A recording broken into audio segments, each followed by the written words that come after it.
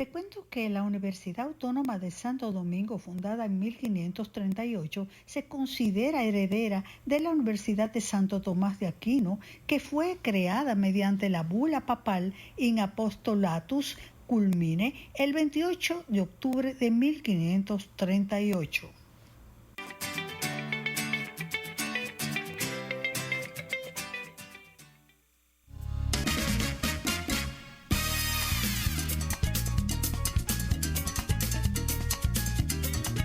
Cuando tenemos aquí al doctor Ramón Saba, tenemos un derroche de cultura, de información, de poesía, de literatura. El doctor honoris causa Ramón Saba es una joya. Eso es caviar con champán que tenemos esta tarde. Bienvenido sea, ¿cómo está? Gracias, muy bien. Mejor ahora con esta presentación que tú has hecho, porque de verdad me siento en casa, me siento que estoy con mi gran amiga y me siento que alguien ha dicho tantos piropos, me siento que no quepo en mi silla. Pero cualquiera pensaría o pudiera pensar que estoy queriendo pasarme de contenta o de lista o de flores contigo, pero me No, no te quedan pasa de cortas. contenta ni de lista, porque tú eres contenta y eres muy lista. Bueno, pero a veces la gente se quiere pasar y no es el caso. O sea, yo creo que Bueno, cualquier sí. cosa que yo pueda decir de ti, después de ver lo que yo tengo aquí en esta hoja de vida tuya, pues me quedo corta lo que yo pueda decir. Mira, Eh, todo el que está viendo este programa seguro que es inteligente y al oír tus expresiones sabe que lo está haciendo una presentadora que sabe manejarse. Punto. Está bien. Mira, hay algunas situaciones que, bueno, terminando esta época del año que se ha hablado mucho de las emociones. Bueno, siempre se habla de emociones, de poesía, de literatura, de las musas. Em, Quería saber de una fuente tan fidedigna como la tuya, eh, ¿qué realmente es la musa para ti? O sea, porque es verdaderamente la fuente de inspiración de un poeta. El Bueno, poeta se hace o se nace. También, yo te voy a tirar todas las bombas juntas. También hay algo que me ronronea por ahí, es que dicen, se está hablando de metapoesía. Parece buen que es tema. un Wow, tema estás agresiva, estás muy... agresiva. Estoy Ese es muy un muy buen agresiva tema. porque no sé si es que nos estamos contaminando con la política de que todo viene siendo como bulto, llanta y movimiento. Entonces, quiero saber cuál es la verdad y cuál es la mentira de una fuente Bueno, como la tuya. si quieres, con mucho gusto empiezo a responderte y empiezo por la musa, la querida musa, la taramusa, que ni es musa, ni es mesa, ni es moza, ni se consigue encima de una mesa, ni menos yendo a una misa. O sea, Wow. todo eso tiene que ver con una musa. En mis talleres, en los cursos de formación poética que imparto, que a propósito hay uno muy pronto, no sé cuándo, pero muy pronto. Y seguro que tú los das de una forma continua, de manera que es Sí, bueno que se sí, acerquen a tu persona a través de las redes claro, claro. sociales o tus Y lo números. mejor de todo es que son sumamente, totalmente gratis. Bueno, también.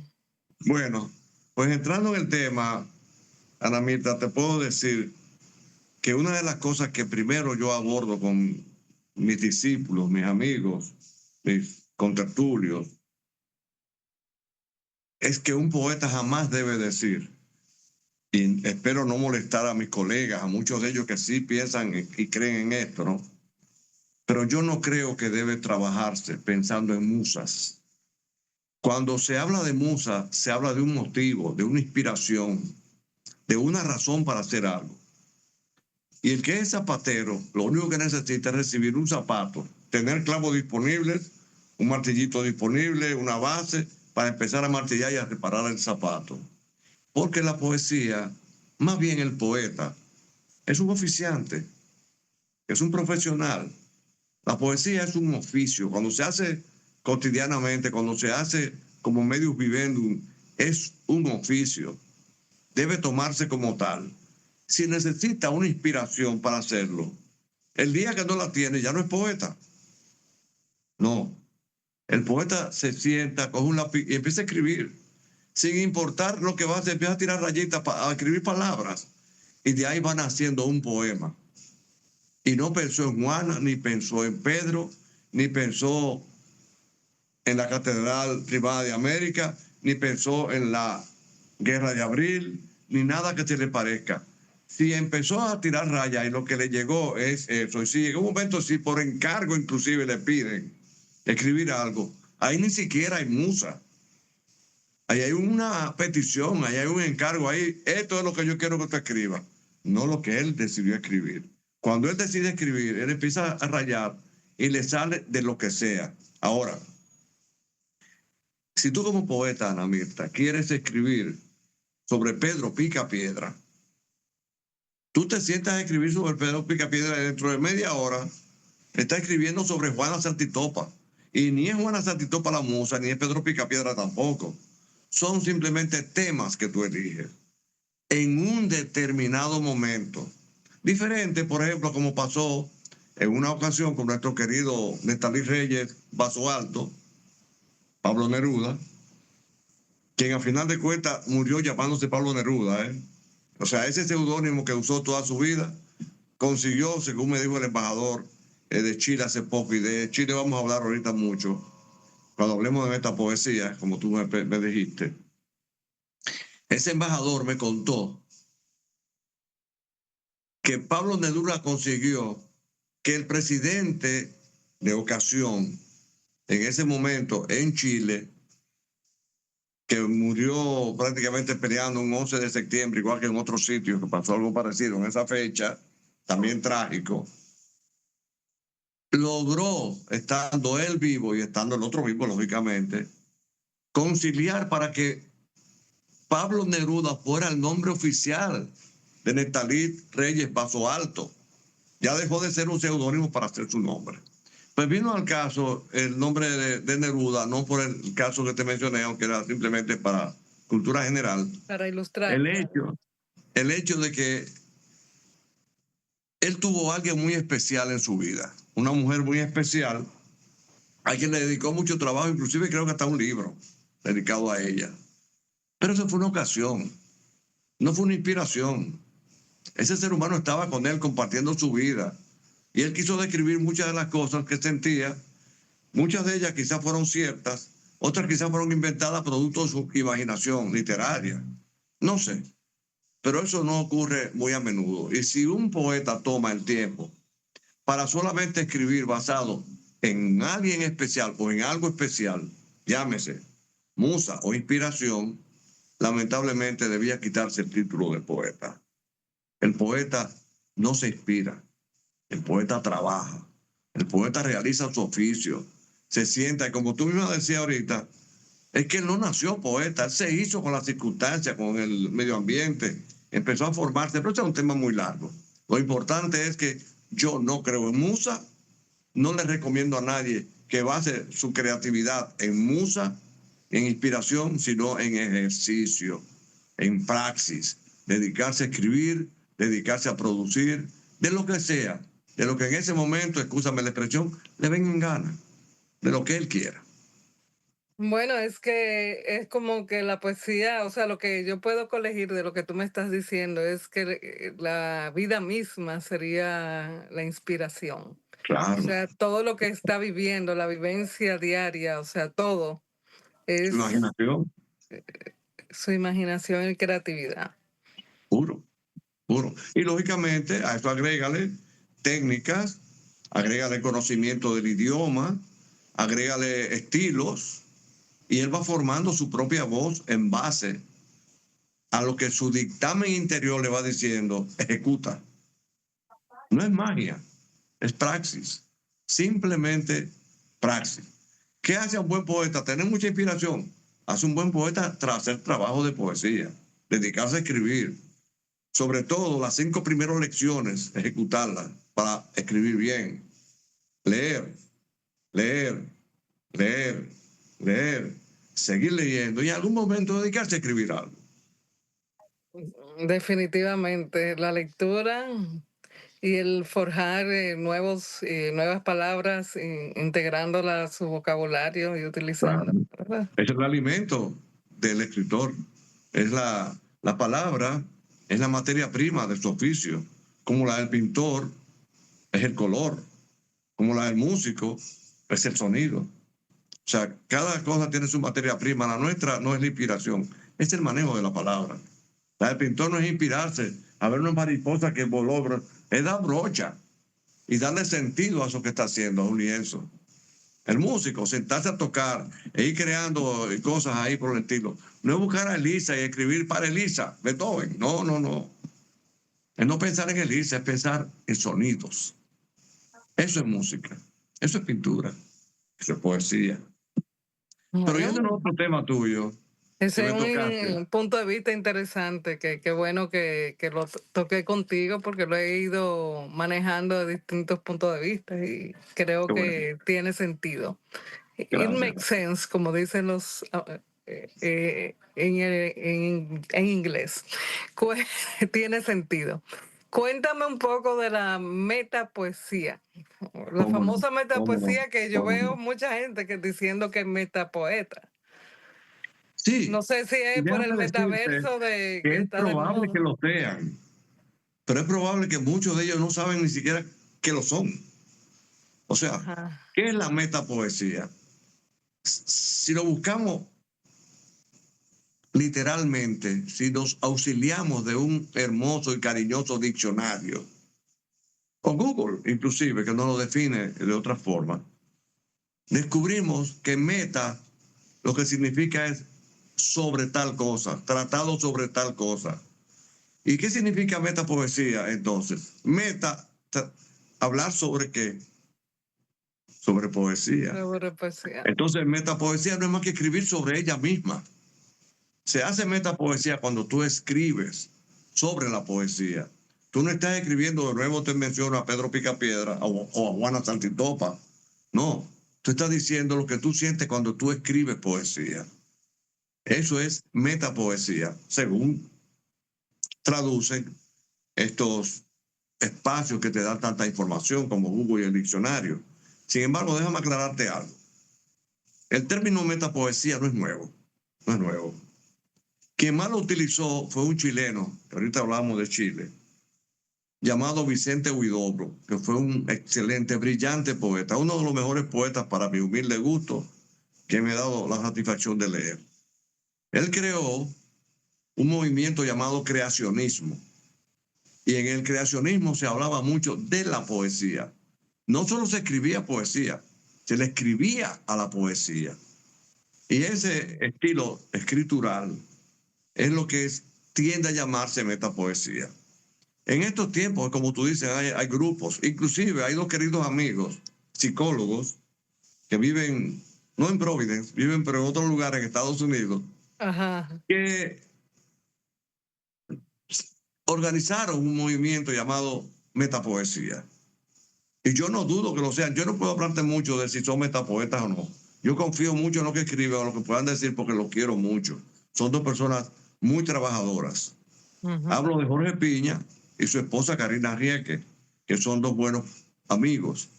Pero no puedo decir que grandes poetas ni malos poetas. Yo no he leído mucho su poesía, no he leído prácticamente nada de ellos. Por lo tanto, no puedo asegurar que lo que escriben es metapoesía.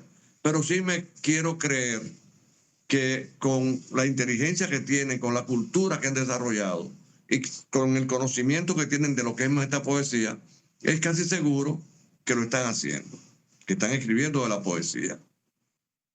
Pero hay otros amigos, seguidores, no solo de ellos, del concepto, que no creo que hayan escrito metapoesía como una línea de textos, porque los conozco, porque conozco su literatura y conozco sobre todo los temas que han tratado y tratan. Y la verdad es que nunca he leído ninguno de ellos, ni uno, que sea alabando o criticando o rechazando a la poesía. Es hablando sobre otros temas. O sea, para llamarse metapoeta, yo pienso que debe ser alguien que se dedica al oficio de la metapoesía, a hablar sobre ese tema que se llama poesía. Hablar sobre. Tú sabes que en algún momento pensé que estaba usándose la palabra metapoesía como si fuera metafísica. En el área de metafísica, y meta significa más allá de la Exacto, física. exacto, o más allá o sobre de. O sobre sobre qué. de verdad. Exacto. Entonces era como yo decía, pero ¿será que es dejar más allá de la poesía, o sea, sobrepasar ¿Cuáles son los límites de la poesía? cuáles son los ¿Existen? límites? O sea, yo estaba No buscando. existen. En el arte no hay límites. Eso es lo que nos han enseñado los grandes maestros siempre. En el arte no hay límites. El límite se lo pone uno en base a lo que uno puede aportar, a lo que uno tiene. Pero ella, de por sí, no tiene límites, hasta donde tú la alcances. ¿Qué es un poeta?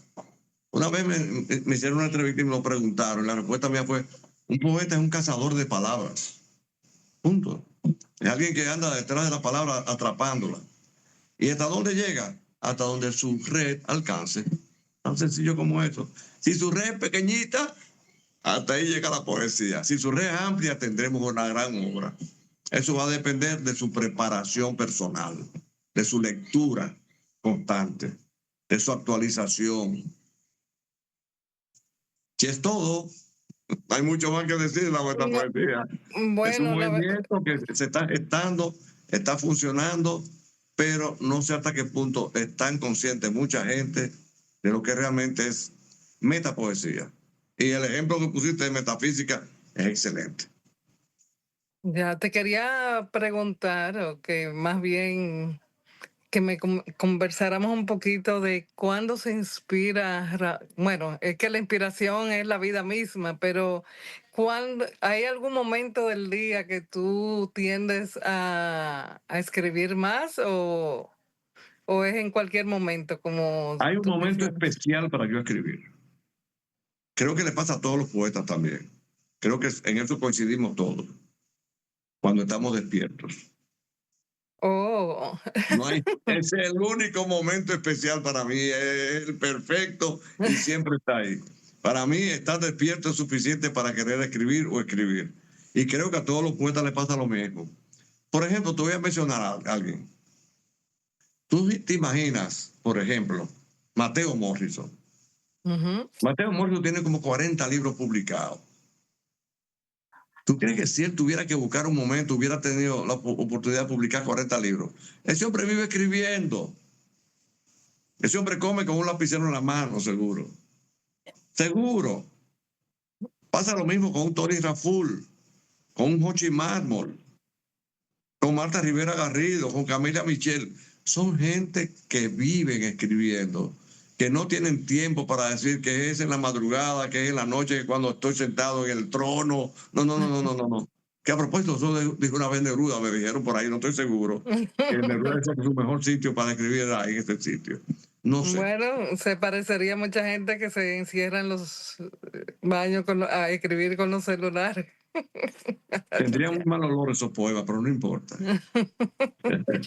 Pero cuando esos escritores duermen o están en ese proceso, yo entiendo que hay un momento en el que está quizás todavía en el estado de vigilia, que yo imagino que cuando no están con el lápiz en la mano lo tienen en la cabeza, o sea, están creando. Déjame decirte, yo no voy a hablar por otros, porque cada gente tiene su forma, su estilo, su forma de hacer las cosas. Pero tú, Pero yo durmiendo, nunca en mi vida he soñado escribir un poema de tal forma, porque sería inspiración. No, nunca. Yo puedo haberme soñado ganando el Premio Nobel de Literatura, estar en el sitio recibiéndolo, por la obra ya escrita, no la escribiendo en ese momento, ya escrita. Y me he soñado muchas veces en un ambiente donde estoy quizás en un festival compartiendo con 2 o 3 colegas, ¿ok? Y disfruto ese ambiente muchísimo, un Raúl Bartolomé, un Efraín Castillo, del cual me siento altamente feliz de que haya sido electo Premio Nacional de Literatura 2025. Hay otros candidatos muy buenos que seguramente van a recibir esos lauros porque lo merecen.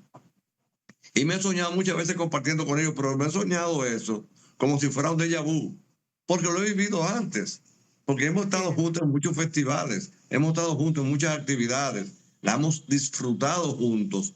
Por lo tanto, lo que estoy no es soñando, estoy repitiendo una cosa ya vivida, déjà vu. Bueno, Ese es el real déjà pues vu.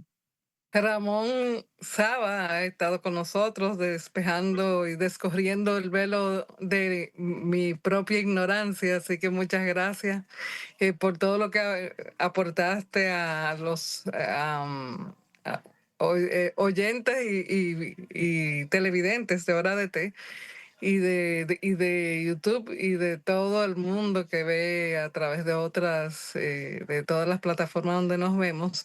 Dinos y diles a ellos en especial, porque no sé si esos talleres van a ser virtuales o presenciales, pero di cómo localizarte, por favor. De ambas vías, presenciales y virtuales al mismo tiempo. Van a ser transmitidos, van a ser grabados para ser pasados después en YouTube, en la página especial nuestra. Estoy contratado por una institución independiente a mi espacio habitual. ¿Lo puedo mencionar? Sí, claro, por supuesto. Okay. El Centro Cultural de España me contrató para dictar una especie de enseñanzas poéticas de una forma diferente. Y va a ser muy pronto, muy pronto. No hemos concretado todavía nada, pero va a ser muy pronto. Ya estamos casi cerrando el capítulo. Bueno, pues Estoy dedicando también mucho tiempo a editar. Muchos colegas, muchos amigos me dan su trabajo para que lo revise. Y eso pues también me ocupa mucho tiempo y me da mucha satisfacción. No solamente por el trabajo realizado, sino por la confianza que siguen depositando en este humilde servidor. Bueno, pues gracias por haber compartido con nosotros hoy, Ramón Saba, y será hasta otra ocasión que compartiremos contigo. Gracias, gracias, gracias. Nuevamente, gracias a ti. Bueno, mis amigos de Hora de Té, manténganse ahí que todavía hay más contenido en el programa.